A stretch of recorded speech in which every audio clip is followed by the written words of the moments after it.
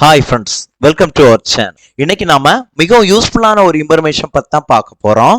அதாவது ஆதார் கார்டை எப்படி அப்டேட் பண்றதுங்கிற டீட்டெயில தான் நாம விரிவா பார்க்க போறோம். முதல்ல சென்ட்ரல் கவர்மெண்ட் வெப்சைட் uidai.gov.in என்கிற வெப்சைட்டை ஓபன் பண்ணுங்க.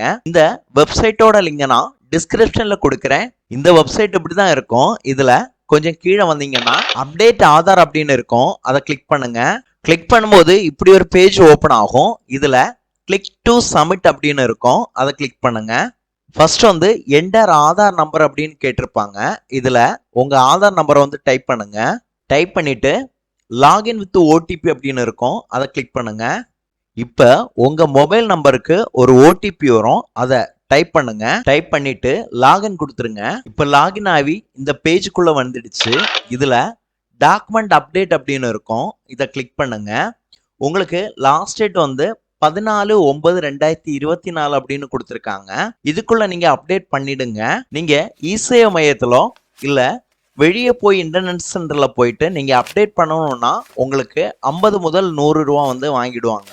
நீங்களே பண்ணீங்கன்னா உங்களுக்கு ஃப்ரீ தான். 14ஆம் தேதி தாண்டிடுச்சுன்னா கண்டிப்பா இதுக்கு ஒரு அமௌண்ட் பே பண்ண வேண்டி இருக்கும். அதனால அதுக்கு முன்னாடியே பண்ணிடுங்க. டாக்குமெண்ட் அப்டேட்டை கிளிக் பண்ணுங்க. கிளிக் பண்ணும்போது objective of document update service அப்படின்னு வந்துடும். இதுல கொடுத்திருக்காங்க this service is free of cost till 14/9/2024 அப்படின்னு கொடுத்திருக்காங்க. நீங்க 14/9/2024க்குள்ள டாக்குமெண்ட்டை அப்டேட் பண்ணீங்கன்னா உங்களுக்கு ஃப்ரீயாவே பண்ணிடலாம். இல்லைன்னா உங்களுக்கு அமௌண்ட் எடுப்பாங்க அப்படின்னு சொல்லியிருக்காங்க. திரும்ப நெக்ஸ்ட் கொடுங்க. திரும்பவும் நீங்க நெக்ஸ்ட் கொடுத்துருங்க.